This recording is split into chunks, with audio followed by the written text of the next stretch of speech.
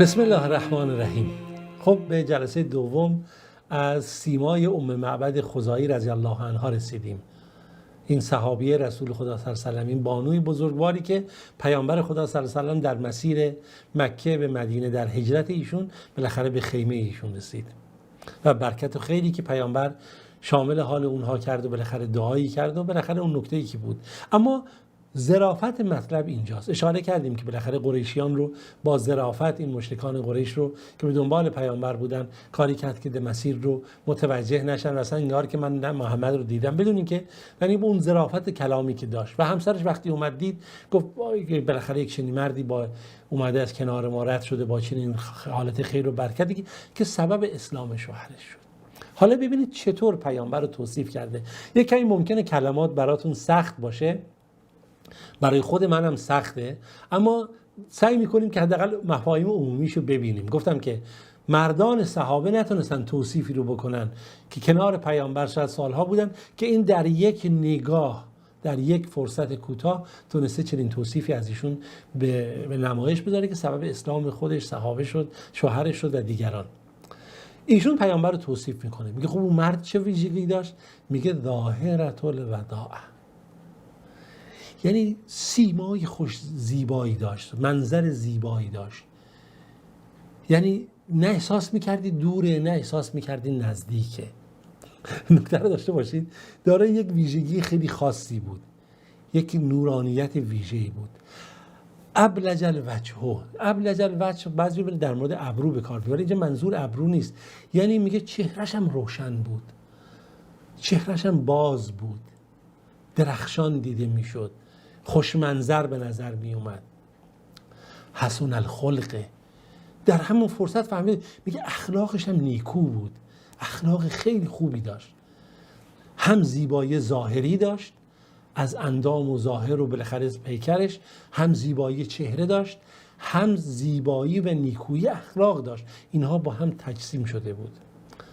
حالا میخواد اندام پیامبر رو توصیف کنه. لم تعبه ثجله و لم تزره بهی سؤله. نگاه کنید، نه لاغر بود نه چاقی اونقدر بود که چربی اون اذیت بکنه، یک اندام متعادل و متناسب داشت. به اصطلاح امروز ما میگم این کلمات خیلی سخت ترجمه کردنش. موهای ایشون، این جلوی سر ایشون برهنه نبود، به عبارتی مثلا میگیم که مثلا موها ریخته، مثلا عرب سلع به کار میبره که میگن کچل شده اصطلاحاً، میگه نه جلوی سر ایشون این گونه نبود، یعنی جلوی سرش هم مو داشت. یک خب اصطلاحی که پیش می اومدنی حتی از نظر ظواهر مو هم این گونه بود، موهای زیبایی داشت، یعنی دارای یک شرایط مو قشنگی دیده میشد. وسیمون قسیمون، گویا داره یک نشانه‌ای بود، داره یک حالت اعتدال بود در رفتارش، در حالاتش. یعنی نگاه میکردی در خلقتش این اعتدال رو میدید، در خلقت رسول خدا صلی الله علیه و سلم. فی عینه دعج، خیلی زیباست. نگاه کنید، مثل این که میگه در چشمهاش میدیدی سیاهیه، یعنی اون عدسی چشم ایشون سیاه بود، اون دور عدسی چشم، یعنی اون بالاخره حلقه‌ای که عدسی درش قرار گرفته، اون هم میگه سفید بود، یعنی یک تلألؤ خاصی نگاهی ایشون داشت. سیاهی اون چشم در درون حدقه چشم و اون سفیدی براقی که چشم ایشون داشت جلب توجه میکرد. و فی اشوارهی وطفون، این پلک‌های ایشون هم میگه پلک‌های بلند زیبایی داشت، پلک‌های بالا و پایین بلند و خوش رنگ و خوش حالت بود. اصلا میگم نمیشه اینا رو ما به راحتی تصویر کنیم. صداش فی صوته سهل، با صاد میاد، صاد و جیمی، در صداش هم استقامت وجود داشت، صلابت وجود داشت، هم استحکام وجود داشت، هم محبت وجود داشت، هم نرمش وجود داشت. اصلا صدای ویژه‌ای، نگاه کن کاملا حالاتی که داره از پیامبر توصیف میکنه. فی عنقه سطعون، میگه گردنش کمی بلند بود و براق بود، مثلا اون زیبایی گردنی که الان خب خیلی هم مد شده میگن فلانی گردن بلندی داره، یعنی نشون میده نه گردن بلند بود نه کوتاه بود، در یک اعتدال همه. احورون اکحلو، چشمها حالت گرد بود، نه چشم حالت کشیده بود، یک حالت گرد و معتدل بود، چشمان ایشون واضح بود و مثل اینکه سرمه زده باشن، ولی یک سرمه واقعی، نه یک سرمه‌ای که انسان استفاده میکنه. یعنی سیاهی چشمان و اون مژه ها و اینها دیده میشد. اقرن، ابروهاش به هم وصل بود، ابروهای ایشون. شدید و سواد شعر، موهاشون خیلی سیاه بود. خیلی جالبه، حالا چیزی که نقل شده میگه موها سیاه بود. حالا اذا صمت، وقتی که ایشون سکوت میکرد، علاه الوقار، وقار رو در سکوت ایشون میدیدی، بزرگی و منش رو در سکوت پیامبر میدیدی.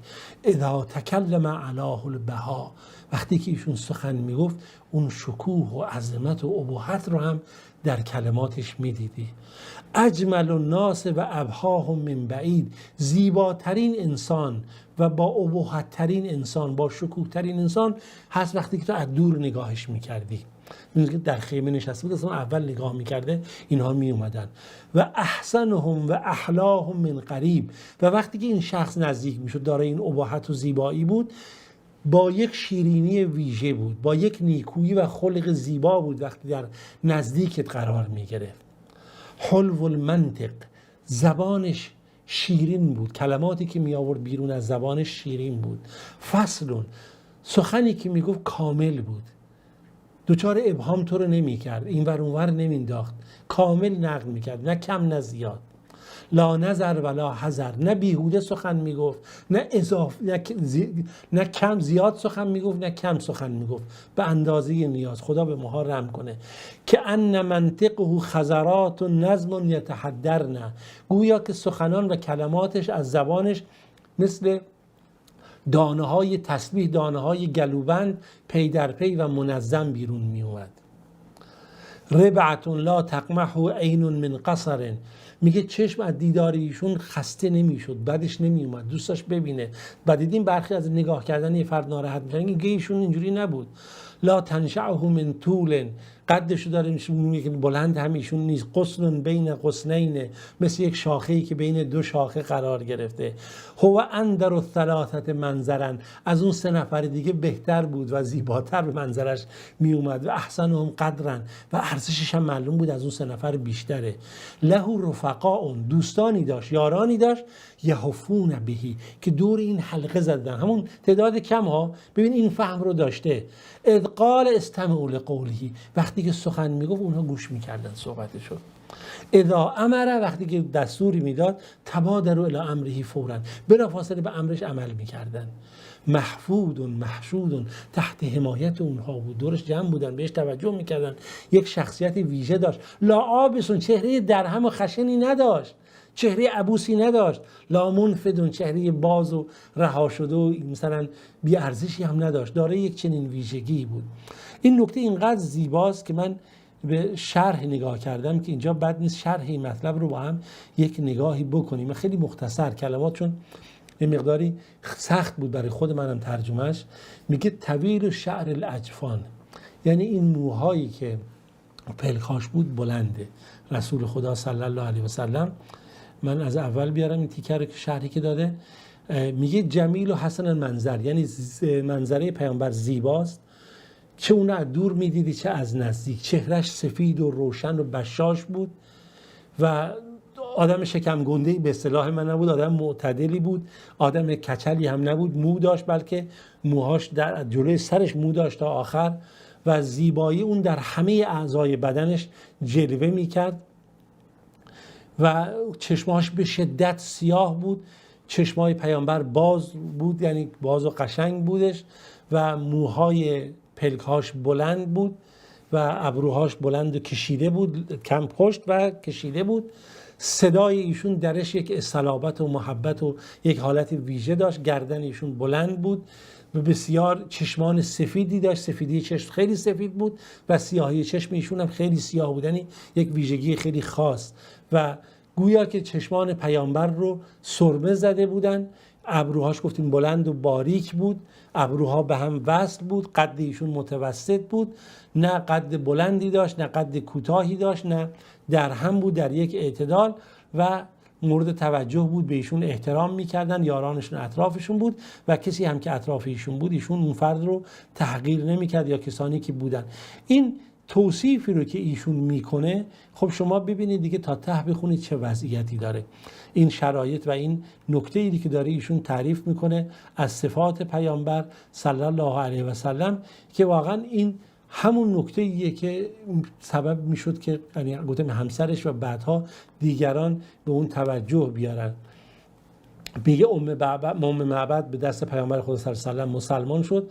برخی از روایت ها نقل میکنه حتی ایشون هجرت کرد در مدینه و اونجا مسلمان شد و همسرش هم بالاخره با ایشون همراه بود در این مسیر. و گفتیم که این صفتی که ایشون از پیامبر نقل کرده کمتر کسی اینو نقل کرده. حضرت علی بن ابی طالب رضی الله عنه نقل میکنه که هیچ کس اونطوری که ام معبد پیامبر رو تعریف کرد، توصیف کرد، هیچ کس نتونست تعریف بکنه.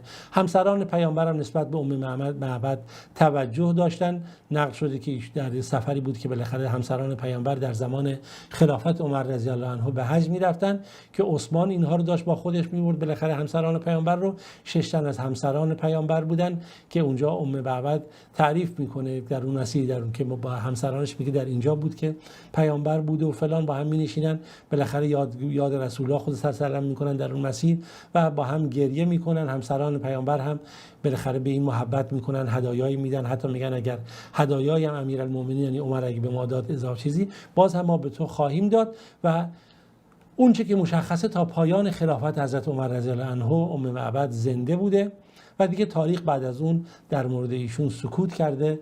خداوند ایشون رو در پناه رحمت‌های خودش قرار بده.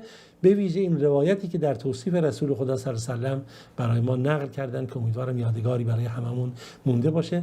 تا جلسه دیگه شما عزیزان رو به خدای بزرگ میسپارم. خداوند یار و نگهدارتون.